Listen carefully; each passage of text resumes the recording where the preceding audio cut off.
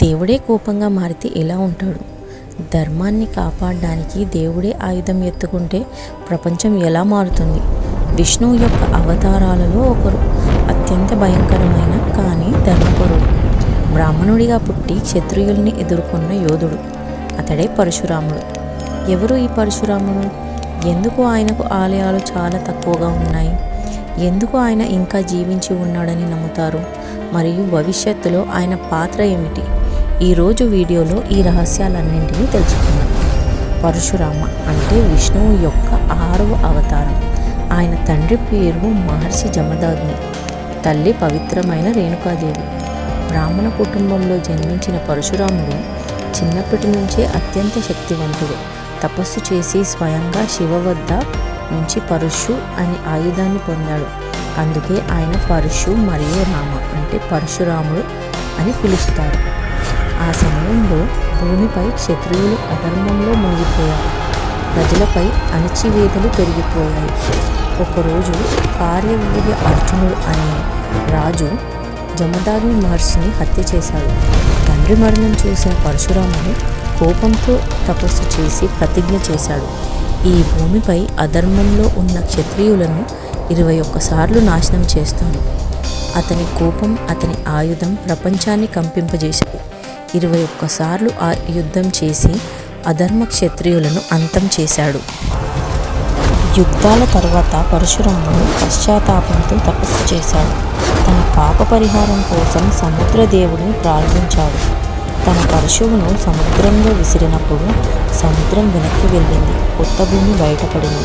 అదే నేటి కేరళ అని పురాణాలు చెబుతున్నాయి.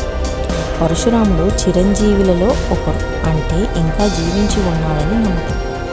దానికి కారణం ఆయనకు దేవతలు ఇచ్చిన వరం. ధర్మం కోసం ఎప్పుడైనా అవసరమైతే ఆయన తిరిగి ప్రదర్శన ఇవ్వాలి. అందుకే ఆయన మరణించలేదు. అతడు కాలానికి అతీతంగా జీవిస్తున్నాడు. పరశురాముడు కేవలం యోధుడు కాదు, అతడు మహాగురువు కూడా. అతని శిష్యులు భీష్మ, కర్ణ మరియు ద్రోణాచార్య. ఈ మహాభారత వీరులందరికీ ఆయనే ఆయుధ విద్య నేర్పాడు. ఇది చాలా ఆసక్తికరమైన విషయం. పరశురాముడు ఇంకా జీవించి ఉన్నాడని నమ్మకం కాబట్టి ఆయనను దేవుడిగా కాకుండా జీవంత మహర్షిగా భావిస్తారు. ఆయన పాత్ర శిక్ష మరియు నాశనం. రాముడు మరియు కృష్ణుడు ప్రేమకు ప్రతీకలు, కానీ పరశురాముడు శిక్షకు ప్రతీక. భక్తులు సాధారణంగా శాంతమైన రూపాలను ఆరాధిస్తారు. అతడు దేవుడి కంటే గురువుగా ఎక్కువగా గుర్తింపు పొందాడు. అందుకే ఆయన ఆలయాలు చాలా తక్కువగా ఉన్నాయి.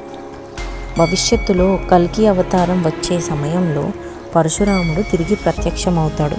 అతడే కల్కికి గురువుగా మారి అతనికి యుద్ధ విద్యలను నేర్పిస్తాడు. అధర్మాన్ని పూర్తిగా నాశనం చేయడానికి పరశురాముడు మళ్ళీ కీలక పాత్ర పోషిస్తాడు. పరశురాముడు కోపం మరియు ధర్మం కలయిక. నాశనం ద్వారా సమతుల్యతను తెచ్చిన అవతారం. అతడు గతంలో యోధుడు, ప్రస్తుతం చిరంజీవి, భవిష్యత్తులో గురువు. ఇలాంటి అద్భుతమైన కథలు మీకు నచ్చితే ఈ వీడియోను లైక్ చేయండి. మీ అభిప్రాయాలను కామెంట్ చేయండి. మరియు మా ఛానల్ స్పిరిచువల్ ఆరా 13ను సబ్స్క్రైబ్ చేయడం మర్చిపోకండి. మరిన్ని పురాణాల రహస్యాల కోసం తర్వాతి వీడియోలో కలుద్దాం.